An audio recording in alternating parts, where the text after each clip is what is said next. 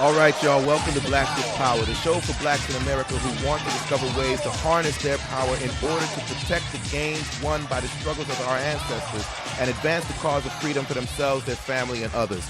We believe that for America to be great, for America to be the more perfect union that our Constitution calls for us to be, we must have racial reconciliation in this country. And for there to be true reconciliation, blacks in America must empower themselves to compel and encourage repentance for the system and ideology of white supremacy and privilege that has betrayed the ideal of liberty and justice for all. I'm Father Jabril Ballantine, and I'll be your guide on this journey toward the America that can and should be. Thank y'all so much for listening. You can visit us online at blackswithpower.com. Please be sure to like the Facebook page as well. That's facebook.com/blackswithpower and join in on the discussion. You can subscribe to the show on iTunes, Stitcher, Google Play, or tune in. Listen to the previous episodes out there and write a review, would you? Then share with your friends, with your family, because truly, brothers and sisters, all voices are needed. I definitely want to hear from you, want to get in a community with you, want to get you in our community. So you can go to blackswithpower.com/Facebook, and then you can be peeled over to the Facebook community. Now, we have a lot to discuss, so let's get right to it. In this episode, I'm with a brother that I've been looking up to for lifetime, like literally have been looking up to for lifetime. My God brother, who is, in more ways than one, a giant in my life, man. And so I'm really appreciated to have him on the show and be able to introduce him to you all. Dijon Wells, he is the founder, one of the founders of Soul Collector magazine, if you all know that magazine. But where you know him more famously for is OSD Live, Obsessive Sneaker Disorder. I mean, he's a sneakerhead who's found a way to make himself pay by being a sneakerhead. That's a beautiful thing, right? So you definitely want to listen to the things that he got to say. D Wells, how you doing, my brother? I'm doing great. I'm blessed. Thank you for having me on the show. Hey man, it is a beautiful thing, man. Like I said, I've been looking up to you for lifetime, man. I remember spending weekends over at the house and just trying to be in the crowd with you, and and so and all the years of Thanksgivings getting together. Unfortunately, shout out to my god niece Cece. I ain't met you yet, baby girl, but y'all will never believe this. Now, Dijon, like I said, D is my god brother. We spent tons and tons of time together. When he went off to college, like every Yep. year I would spend at least Thanksgivings with him. Like every year from sixth grade on through like freshman, sophomore year in college, right? And then he goes and he has a baby, and for some reason I ain't seen him in person since. And so now baby girl is no longer baby, right? She's now like what, 16? Tell us. That's crazy. 16, going to be 17 in July. That's crazy how That's quickly time flies. crazy, man. So I just want y'all to know I, that, where man, does so the that time you all go? can yeah, where does the time go? Like time is We precious, have a man. lot of history. We really do. Man, we have a lot of history. And A lot so of history. it's a beautiful thing, man. So I want to get started here because I said like I was telling folk that a sneakerhead who found out a way to get paid by his passion. I mean, as a serial Mm, entrepreneur who is always moving and shaking, finding ways to stay off the plantation. I mean, from the good old island of St. John, Love City, where the revolution is fierce and they overthrew the slave master, and it's like that spirit was born in him, and he had this desire to stay free. So tell us a little bit about OSD and the things that you do. absolutely. Again, it's just a pleasure to be here and to talk with you and see you and see your growth as well. Because think about it, it takes a village to raise a child, and trust me, we've had a lot of elders that have poured their Amen. love into us. Amen. So, Thanks be to God. uh, you know, born on St. Thomas, Rock City, grew up really on St. John, Love City. Everything I do, everything I learned in the Caribbean, and I learned from, excuse me, from so many people that again pour their love into me. And certainly first and foremost, my grandmother, rest in peace, who lived to Amen. be Amen. 95. Amen. Miss Simple P. lessons of respect, character, loyalty, friendship, all those things that a lot of times we take for granted. Those are the things that were taught to me, and I've applied all that, to everything I do today.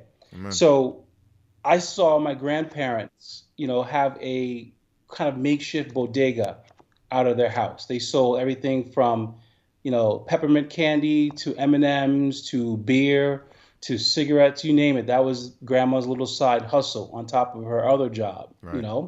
And I knew that luckily my parents had a restaurant, the Old Gallery Restaurant and Bar in St. John. Oh man, I missed that And restaurant. I grew up there. I grew up behind the bar. I grew up in the kitchen. I grew up in the business.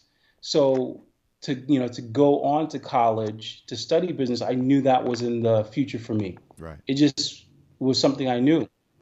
But I, like everyone else, went to college, started to figure out, look for jobs, had many, many different jobs. But I did realize that there's nothing like working for yourself Right. and to really designate your own time, because time is something that once it's gone, it's truly gone. Yeah. And to be able to have a child and have other be involved in her life, be able to take her to ballet and tap and soccer and eventually coach, her in soccer. This is coming from the guy who never really played soccer. I played one season of soccer at All Saints. And that time is really precious. So I'm able to do what I do, to have multiple businesses, because us West Indians, you don't just have one job. One We job. got two, three, four jobs. You Exactly. lazy bum. So yeah, you're lazy. You can't be lazy. Get out your bed. I mean, truly, I hear that ringing in my ear when I'm not feeling good. I don't feel like getting up. I think about, what I've been blessed with, and particularly I hear my grandmother's voice. And I started OSD with the simple premise of sneaker culture, and these companies sell products to me and to us. Mm-hmm. But one thing they don't know is why their products are considered cool or hip. And I said it's because we, the consumer, let's be honest, we're the ones that designate and make them cool. Right. So it took me a while to figure out that kind of how to navigate that land, working with companies like Nike, Adidas, Reebok, New Balance, Converse.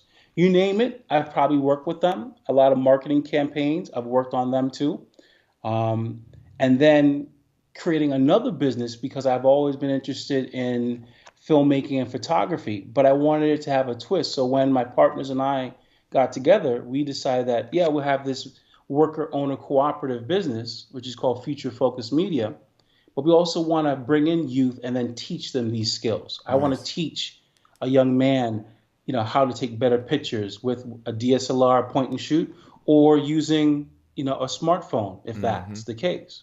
Right. And actually, right now, right upstairs on the second floor of our building, I have three students. They're age 19 to 21, and they're learning. They're actually doing some editing right now. Nice. Putting together stories. So that's a long-winded, I apologize, kind of synopsis of who I am. But sneakers, and you know this, you saw me, growing up. I've always been into sneakers. Right. I've always had a lot of sneakers because I would take all my allowance money, eventually money I'd earned at the restaurant, and I'd spend it on clothes and sneakers, like Right. pretty much a lot of other kids did. But I eventually decided that I didn't want to just buy sneakers and be a consumer. I wanted to help tell stories about why those sneakers are cool and hip. I mean, fortunately, I got to see one of the best players in the NBA play the game in Michael Jordan. And it just so happened I love the Air Jordan sneakers. Right. And then think of all the other athletes, players like Arthur Ashe, Yvonne Lendl, Flojo. Right. And now in modern day, you think of Venus and Serena Williams, and we think about, gymnasts and stuff. Well, guess what? They all train and they use sneakers to train it. Right. Right. And sometimes those products are good and sometimes they're not so good. So, Right. yeah. Yeah, no, that's powerful, man. It gives people a breadth and a depth of the scope of what it means to be an entrepreneur, right? And just to live with passion, right? And just talking to kids now that Absolutely. on these college campuses, yeah, you go into school, and yeah, you might want to get a job, but maybe you don't. You know what I mean? And that's cool too. But you got to live with passion, whatever it is. You got to live with passion, and whatever you're passionate about, there's ways to live by it. Yeah, And so I appreciate you taking that time to absolutely. explain the depth. And yeah, I remember, Dijon bought me my first pair of name brand sneakers. I remember going on his Oh, class trip. wow. You know how Really? this is how tight we were on his senior class trip, or the Prelude senior class trip. He takes me a little, like, I think I was in like sixth grade when you graduated. Oh So my we goodness. go over to Puerto Rico, and he buys me my first pair of name brand sneakers, because before then, I mean, it didn't matter. I mean, our Wow. parents had money, you know what I mean, but they refused to buy me any name brand shoes. I had Smegs, that's what we used to call them, or Kinneys, for Space. Exactly. Stadias, Hey, and yep, got me exactly. got me my first pair of Air Force Ones. And Wow. so, I appreciate you. Thank you very much. I became cool. Air Force One is what I bought. Wow. Okay. and Okay. so, and so, Man, but I remember going to you have a Bryant great College. memory. Remember that. Oh, it was my first pair. It was Yep. monumental. It was my first pair because you got them for me, Okay. and like my parents didn't buy them, Okay. you bought them for me. And so yeah, I wore those pair Ah, for forever until I could wear them no more. And then like we do in the VI or in the Caribbean, you mash down the back so you could wear them even longer. you mash them down in the back. You mash them down to become slippers. Exactly. But yeah, so Oh, yeah, I remember going to his it's dorm in amazing. Bryant College, man, in Rhode Island, right? Bryant College, and Yeah. seeing the Yep. rows and rows of sneakers in his dorm rooms, like 3 rows of sneakers in his dorm room. So yeah, definitely always love sneakers, right? And then we always have this question, because like you said, there's so many kids that's what we do with our money. We buy clothes, we buy sneakers. I Right. bought music. I've spent all my money buying Mm. albums, buying CDs. And so Yeah. but we buy stuff like that, right? But what would you say, like, if you had to choose, if you had to define sneaker culture, being a sneakerhead, what would you say? Mm. Because it's more than just having sneakers. Just like for me, a collection of albums is Yeah. more than just having a ton of albums. It's more than even having the popular albums. So how would you define sneaker culture and being a sneakerhead?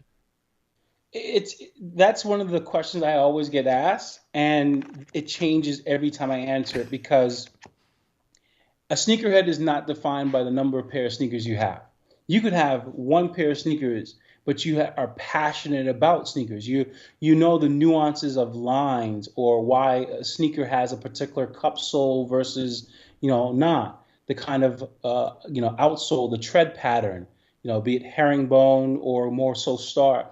So that's why I say like sneakerhead is about something that you really truly feel in your heart and your soul, no pun intended, because it's like finding an album, right? You go digging for albums, and I've done this too, especially Right. when I was, a disc jockey, a DJ in college radio, and then just personally, I love music. I always have music around me. You find an album, like for example, Cece found a Kid and Play album from 1989, and she didn't even have a record player, right? She had Right. no record player, but yet she had this album because she knew the song because I introduced the song to her, Right. right? So she Right. felt a connection, to a song that came out years, decades before she was even thought of or certainly born. It's Right. the same thing with sneakers. Like I can be walking down the street in the middle of, say it's drizzling and raining, and what do? I'm looking at tread patterns on the sidewalk. And I'm saying, oh, that's an Air Force One. Oh, that looks like a Jordan. That looks like a Converse Chuck Taylor. That looks like a Timberland boot or some sort of construction boot. I'm looking at, I just don't Uh-huh. look at the ordinary. So Right. that's why I say like sneakerhead culture is something you live and breathe, just like hip hop. I Right. mean, sneaker culture really comes from hip hop. They all go hand. I mean, part of hip hop is is basically a look and a feel. So it's the b-boys, the break dancers, the pop and lockers, and they want to look and feel good and fresh. So a big part of that was their sneakers. Right. And I call it, a lot of people, myself included, we get dressed from the feet up, meaning you pick your sneakers first and And then you you find the coordinate the rest of outfit. your outfit to go with it. You're like, oh, today I feel like this color, or I feel like I actually, you saw my sneakers before we started the show. Oh, and they I fresh, was wearing y'all. a different pair of sneakers earlier this morning. I was wearing a pair of lasered Air Jordan 4s, but for some reason they just didn't feel right today. So I changed them and put these on. These Air Force Ones, Black History Months that I'm wearing, and they just feel better. Right. So Right. sneaker culture is alive and well. As long as people have feet, there's going to be a need for, footwear designers and whatnot. Indeed, indeed, and I think it's critical, like you said, um, if you're gonna be a sneakerhead, if you want to be a sneakerhead, if you think you are a sneakerhead, to be more than just a consumer. I mean, it don't mean you have to start a Yes. business about it. You may not start a sneaker empire yourself, but to be more than just a consumer. So maybe I don't want to start a podcast, a show geared around Hmm. sneakers, but how would I be more than a consumer of sneakers? Well, I'll give you a couple examples. One, you can buy and sell sneakers, meaning you buy at one price and you add a markup price and you resell them. I know a lot of teenagers are doing that. I Yeah. actually had a father I met at a sneaker convention, um, contact me and said, D, I got to mention something to you. He said, I'm checking little Johnny's account, his PayPal account, and his bank account, and I'm keep seeing like $100 here, $200 there, going in and out of his account, but more so more money coming in. I says, well, sir, what he's doing is he's buying sneakers at one price, marking them up and selling them. He's flipping kicks, literally. And he's like, there's a business into that? I'm like, yeah, he can make. At the end of the day, his son, who was 13 years old, was making the equivalent of about $2,000 a month Wow. buying and selling sneakers. Wow. So there's one thing. Right. Or there's people who basically restore sneakers, take old sneakers and make them look new by cleaning them up, maybe even down to not just changing laces and washing them, but actually changing or taking the old outsole off and putting a whole new one on, Oh bringing wow. new life to that sneaker. Oh wow. I mean, soul swap and cleaning businesses and customization, painting sneakers, not just names or designs like airbrush, but painting them different colors.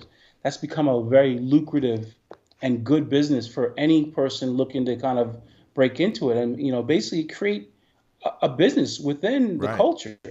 Right. And now, because of the internet, because of Instagram, because of Snapchat, because of Twitter, Oh, I can only imagine. you Yeah. don't need a brick and mortar store. You Yeah. could. I know people that literally are doing it out of their bedroom, out of their dorm room, out Yeah. of their parents' basement. Right. I can only So imagine. Yeah. You snap them. You we have post. You notes. post them to Instagram. Yeah. Money is exchanged over PayPal. It's amazing. It's Yeah. just like, oh, Yeah. yeah, Could you you know, imagine having You- technology like that when you right? were? You could no. I mean, literally, I tell people like, listen, you could work from home and never get out of the clothes you slept in if you don't want to. Right. That may, after a while you got to go, take a Wash shower and them. get fresh. Take a But fresh. Right. I mean, you could run a whole business, I mean, you from the time you wake up to the time you go to bed, you could be running a business. So it's not far-fetched, Right. meaning, sneaker culture or whatever. I mean, think of the person that started eBay. The man that started eBay did it because what? His wife collected Pez dispensers. Right. He was trying to figure out what to do with them. Pez dispensers. His wife collected Pez dispensers. All of us collect something. Some people collect music or vinyl or instruments, steins or stamps or coins. Some people collect sneakers. I know people have thousands of pairs of sneakers, Right.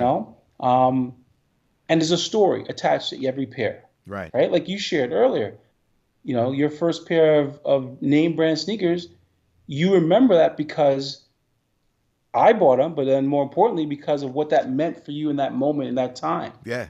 you Yeah. know? Yeah. Yeah, indeed, indeed. It was huge because I mean, here I am, a little kid on the class trip with a bunch of seniors. Yeah, I'm big man, man. I'm big, Exactly. Yeah. I'm big man. And so, Yeah. I appreciate that answer because especially in light of the recent news where you see Lonzo Ball, LaVar Ball, big Yeah. baller brand, and all of the news is swirling around about them and their brand, and there's a whole bunch of stuff. I mean, from the standpoint of these Yeah. $500 kicks that kids who can't afford to buy them gonna be buying, or making their parents go broke, or hopefully not, but Right. probably slinging rocks and whatnot in order to get these Let's hope not. kicks, and all kinds of other ups and downs, and people say you're hating and so on and so forth if you talk bad about it. And I read somewhere where the rapper The Game was criticizing people for talking bad about the brand, because he's like, oh, you all would pay $300-$400 for some Gucci's, but the minute somebody else wants to do something like this, now you got all kinds of bad stuff to say. And I get that critique, I Right. understand, but at the same time, that's not the point. So, here I am Right. talking with the sneakerhead of sneakerheads, at least as far as I'm concerned. Y'all can go to Mm. osdlive.com and judge for yourself. But the sneakerhead of sneakerheads. And so I want to ask you if you could identify just Mm. one thing. There's a myriad things to take issue with, right? But what would you say is the biggest issue with the Zo2s? Mm. Well, the Zoe 2, I mean, I like what they're doing in terms of breaking out on their own, the family as a whole. There is a place at the table for other sneaker companies, meaning upstarts like, Big Baller Brand, or even companies like, think about it. There was no and one until 1996. Mm-hmm. And then when they came out, everyone kind of dismissed them. But guess what? They took over the market of street ball or basketball with flair and finesse, and they became a really big brand. Right. Eventually, they were bought and sold multiple times. Big Baller Brand has some legs. They can do some good stuff. The problem I have with it is the way they're going about, particularly, I'll be specific, the way Mr. LaVar, LaVar Ball is going about marketing not only the brand, but himself. He's become the face of the company. Mm-hmm. Okay. If you talk to anyone who was there in the beginning of Under Armour, Kevin Plank, when he started that company, didn't start with footwear. He started with compression gear, Right. right? He was a walk-on on the football team, came up with compression gear for wicking sweat. Okay. Phil Knight and Bill Bowerman, who started then what was called Blue Ribbon Sports Group, Okay. aka Nike, Uh-huh. right? The same thing. They wanted to make better track spikes, right? Bill Bowerman, the track coach at University of Oregon, wanted to make lighter track spikes for his athletes. Okay. So there's room at the table. There's room at the table for everyone. But the Zo2s, one, the price point is crazy high. I mean, the retail price of, to me, spending 400 and whatever the price is, just shy of $500 is ridiculous. Right. Okay. What does it tell me? It tells me that it's all self-funded, or he's crowdsourcing to get the sneakers made. Hmm. All right. Okay. Announced the sneaker, the launch. They put pictures out one day. The next day, three of the balls are sitting courtside at a game, and none of them are wearing the sneakers.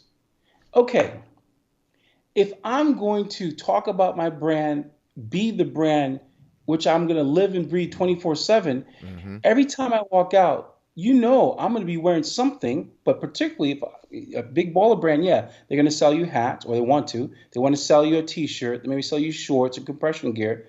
But the thing that they just announced was It's a what? shoe. Sneakers. Right. You mean to tell me no one thought about putting big baller brand sneakers on before they left their house? You have two sons wearing Jordans and the father wearing Adidas? Hmm. And you're trying to strong arm and tell Nike, oh, you're going to be paying $1 billion to my son and family? No, that's not happening. Adidas, no, that's not happening. Okay, it hurts the brand. You know what it looks like? They went 1, 2, 3, 7, 8, 9. Well, guess Uh-huh. what? 4, 5, and 6 are very important steps that they didn't plan for. Mm. If So they're going to make the sneakers for the prototype, for the marketing campaign, make them in the family size. And every time those three sons and dad walks out the house or wherever they go, they're wearing it's big well baller brand represented. sneakers. So then your That issue, to be clear, it's is the business marketing. is business strategy. Business. Business strategy. You have to represent your brand 24/7. Anyone who knows OSD, when they go, you look, OSD is a ton of people. There are thousands of, we call them disorderlies and soul doctors, right? Right. But if someone goes one place, they see two faces more prominent. They're going to see Sean Williams, my business partner, and then they're going to see me, Right. right? We've become the face of the brand. We represent the brand all the time. We talk about it. Right. We do presentations on it. Right. That's on purpose. That's part of our story. That's how we live and breathe the brand. The ball sneakers, like they have a good thing going. Right now, I mean, every day you look at, Twitter, on the news, particularly just anywhere online, and they have a presence. Right.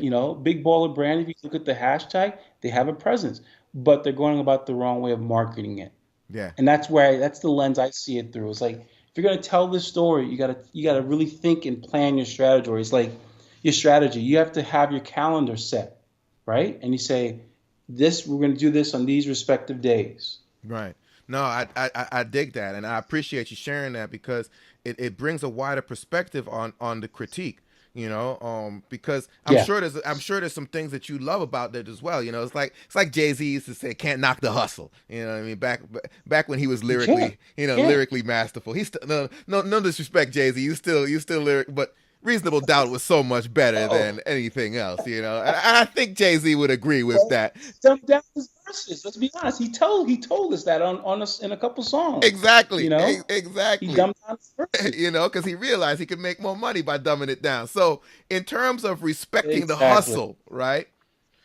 How, Yeah. what do you respect about their hustle? I like the fact that they're willing to go out on their own. They're willing to put their name, and their brand, Big Baller brand, out there first and foremost, and say we can compete with the big guys because they can. Um, the only problem is the whole basketball category, and this is being really specific, and this is kind of sneaker geek talk. The whole footwork, the category of basketball is declining. Okay. People are not buying basketball sneakers like they did a year ago or even 4 months ago. Right now, it's all about trainers, aka running type sneakers, and lifestyle sneakers. Okay, so what that means is people are buying old school, like, Air Max 95s. Mm, They're buying Adidas Gazelles, and okay. they're buying Kanye West Yeezys. Okay. Okay. Right? Okay. So it's changed. So, like, if I were starting a brand, would I start a basketball sneaker company? No. I would start a running company and have something, innovative technology that will be different than what anyone else is doing in the market. Or I'd go strictly lifestyle and sell either a minimalistic lifestyle, so an inexpensive shoe that everyone can afford to buy, or you go the other end, which is where he's going, or you look at a brand like Buscemi, which is going high end and it's lifestyle, but it's made with premium leathers, and the sneakers sell for retail $800. Wow. Wow. In that kind of realm of the top tier houses like Gucci, Prada, Louis Vuitton, and stuff like that. Right. Right. Okay. So, blacks with power. You know what I mean? Talk about black empowerment, so on and so. Yeah, And I am not the one to put down an effort for black folk to liberate themselves from Nike, Adidas, so on and so forth, and absolutely. start their own brand. That would be a beautiful thing. It honestly would. I don't think that that's their angle. They haven't made that their angle. LaVar Ball hasn't made that his angle as the father. It seems to Right, be more about him. Um, and maybe right. that's part of the way to make it sustainable, because I want to know about that. But if it's big ballers, period, not just people that that are tall named Ball, Mm, but maybe it's right, quickly finding a big baller in the running game. You hook up with right, Usain Bolt. You find a big baller, in one of the other in the lifestyle space. Jay-Z, right. maybe Jay-Z want a shoe, and that's all part of the big baller brand. So now you're uniting big ballers from across genres to make it, and in my mind, black big ballers, since you got the Right, three B's, big baller brand, black big ballers from across genres. right. But what would you say? What would you say would have to happen? I mean, here it is, and I know a lot of this is premised upon Lonzo coming into the league, probably with the second pick, probably Yeah. to the Lakers, and so he's got to, really and truly, in my mind, you got to get this money this season, because if he doesn't have Right, a good season, all bets are off. You know what I mean? If he has a great right. season, Yeah. then okay, cool, but you can't guarantee that. So let's say let's say what would have to happen over the next year, for Big Baller Brand to Mm. become a sustainable brand in the marketplace. Well, like you said, Lonzo would have to have a great rookie season. He'd have to wear his product, go to a big marketplace like Los Angeles or New York or Chicago or Miami or even Boston. But Boston would be low on that list on purpose, because Boston did get the number one pick, but I don't Right. think they're going to pick him. Yeah. Um, he'll have to have a good season, but then also he would need to Big Baller Brand is going to sell athletic sneakers, basketball sneakers specifically, but they're also more so selling a lifestyle. Mm-hmm. And they're going to need to have people on their marketing team have the idea with Lonzo to say Big Baller extends on and off the court or field of play. It's a lifestyle. It truly is a lifestyle, and that's what they have to sell. Mm-hmm. Not in a overly look at me, look at me, look at me, but inconspicuous consumption kind of way. But big baller that I want to perform my best. So I'm going to I'm going to eat well. I'm going to work out. I'm going to get the right sleep.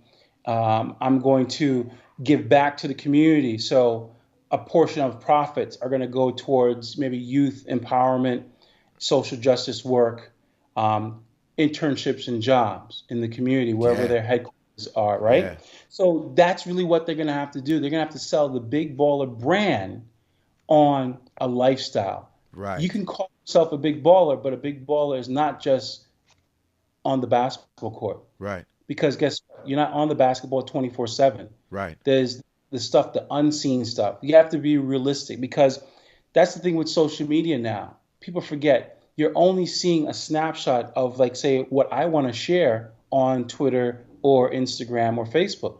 Right. There's all the other stuff. There's the life stuff. There's the getting into arguments with significant others. There's financial difficulties. There's, hey, guess what? You have a newborn baby and she just shit her diaper in front of my friend, and you got poop up to her neck, and you're like, how did you do this? Right. I literally That's had that. that's one thing. And people don't warn you about that, but it happens, and then Right. you just go, you just make it happen, and that's what that to me is really what the Big Baller, brand is about. It's a lifestyle that you live 24/7. Right. Um, that's something that athletes, the Nike uses this kind of slogan all the time. They use what? The just do it, but they also say everybody, if you have a body, everyone's an athlete. Mm-hmm. It doesn't matter if you're skinny, if you're short, you're tall, if you're able-bodied or not. If you have a body, you're an athlete. And that was so smart of them because it encompasses everyone. And that to me You is know? one of the problems with the price point, because you can't get there at a Exactly. $500 price point. But if I want to be a big baller, Right. and big baller doesn't mean I just can make it rain wherever I go, but big Right. baller, it embodies who I am at my core, then Right. anybody and everybody should want to be a big baller. And now what you've done is you've moved to that space that you said is lucrative, the lifestyle Yep. shoe. You know what I Right. mean? So I mean, now it's about a lifestyle as opposed to yep. about, having money, having a whole lot of money and making it rain. Right. I mean, people gave him a lot of flack for this, but Stephon Marbury, when he launched the Strawberry line, when he was still playing with the New York Knicks, Mm-hmm. and his sneakers are being sold at Stephen Barry's, which eventually did go bankrupt. But his line of basketball sneakers and clothing, his sneakers sold for $14.88 at Stephen Barry's. And what he purposely did is what? He wanted to make his shoes affordable. He said, my sneakers that I wear on the court are the same ones you could buy at Stephen Barry's for less than $15, Mm-hmm. before taxes. And you still have money left over to buy a shirt, some sweatpants, a backpack. So guess what? It made it affordable, realistic for families Right. to outfit their kids. And guess what? The sneakers are very good. Yeah, he did have some mental, he did have a mental breakdown, as I call it, when he's, on video eating Vaseline, listening to the gospel music. Right. I think he got the help he needed. And look, he's over in China. He's won multiple Chinese basketball championships, and they love him there. Mm-hmm. And his sneakers just relaunched his brand, $14.88 once again. Right. And he's over So there in China where they got a billion people oh, caking. think of think of all the feet, billions of people. Think of how many feet they are. At He's like, least 2 I don't billion. even need to worry about the North America. Right. He doesn't worry about the United States. He focuses on Asia. Right. He's winning. So Right. Big Baller Brand, they could do that, but they're not going that route for whatever reason. Maybe that's dad, maybe that's the sons. Who knows? Someone is planted that seed, and but they could be so much bigger and more involved in the community and doing stuff that we see now even more so with the cost of education going up. Oh yeah. The fact that black men are becoming an endangered species at the hands of police brutality and even ourselves, Yeah. right? Um, so we have to be smarter, is what I'm at the end of the day.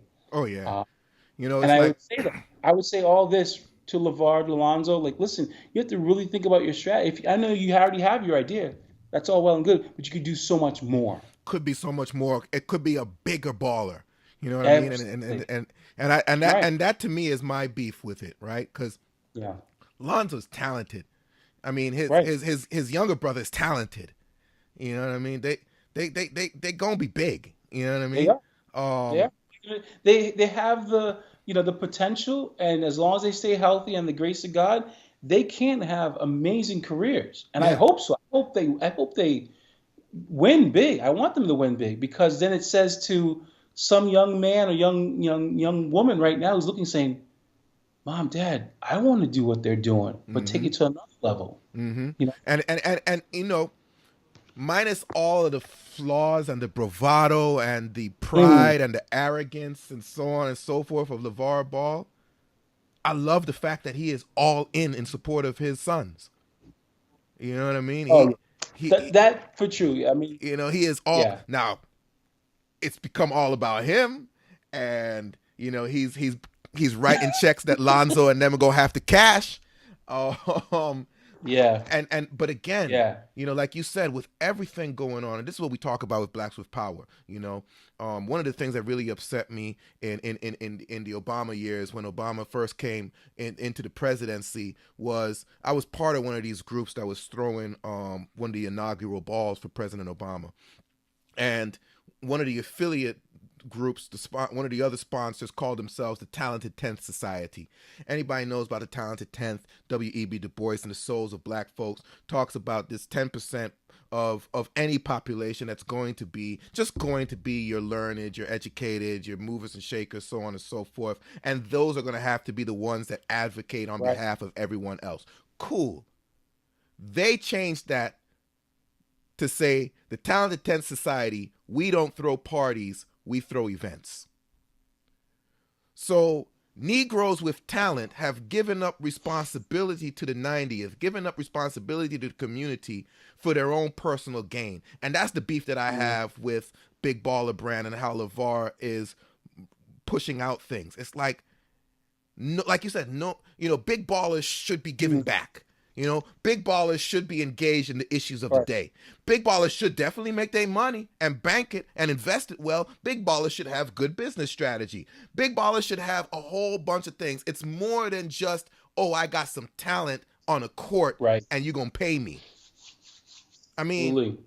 even Chicken George knew that he needed to have something on the back end. Remember Roots? Chicken George, he had some talent cockfighting, Yep. but it was more than just, I got some talent with these roosters, and so you're gonna pay me. Right. When all said and done, Chicken George was the one that bought his family's freedom.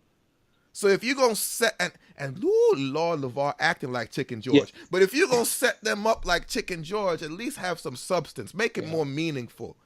And so, lessons learned, brothers and sisters out there, it's at least from my viewpoint, from what I gather from you, D, is business strategy. It's got to be more than just show. It's got to be more than just pinstripes. It's got to be more than just flash in the pants. Otherwise, you end up wasting opportunity. And that's the thing that I see. Wasting opportunity where, you might get some $500 sneakers sold and you might be able to flaunt the fact that you were able to sell $100,000+ worth of sneakers in a couple of hours. Okay. Mm-hmm. You're right. And he has a tweet out there where he said that you can't do that. You're right. I can't do that. I can't sell $100,000 worth of nothing in an hour. Not yet anyway. Who knows? Maybe one day. But, so what? If that's all I'm doing. Right. And so Right. brothers and sisters, we want y'all to do more. Like you said, sneaker culture is about more than just, it's that head game. And that head game will always be your demise if all you rely on is what's for show. And so to me, that's the lesson learned. What about you, D? What would be your final thoughts, your parting words on this topic? I always tell people, I say this to everyone who's into sneakers or wants to learn more about the culture, it's going to be different because every person you meet is going to love sneakers or look at sneakers differently. Some from a business standpoint, some from just, fashion, some for the, intended purpose or use. I use sneakers as I want to be comfortable. And for me now, knowing the cost of sneakers and, marketing and all that goes into sneaker hitting, Foot Locker or Finish Line or online, I don't want to spend over $50. That's just me because I know the true cost of goods sold. And I buy. Right. You have to just buy what you like. I always say that. Buy what you like, forget the rest. Because if you're chasing, oh, this is the new hype sneaker or something like that, you're always going to be chasing. And then when you look back on it, you're going to have all these sneakers. You're like, why did I even buy these? Why do I have these? I don't even like them. They're ugly. Can't believe I like these. I fell for the hype. Right. I was heavily influenced by my friends or, my older siblings or Kanye West. I don't know. So sneaker culture is Right. alive and well. This whole Lonzo Ball, I'm watching it daily to see how, Big Baller Brand plays out. To see who selects, Lonzo, where he, ends up, what market. But more importantly, like, who's going to carry the sneakers? Is anyone going to carry the sneakers in their stores? Is Foot Locker, which has the most doors, most physical stores in the United States, are they going to carry the Big Baller Brand? Or is Big Baller Brand going to go strictly online and direct to consumer?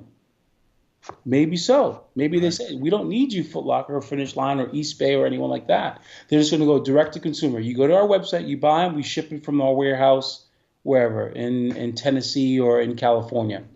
And then more so, what's next for the marketing? What next for Lonzo? What is he doing? What's he doing like right now? I want to know his preparation for the NBA draft and trying out for these teams. Mm-hmm.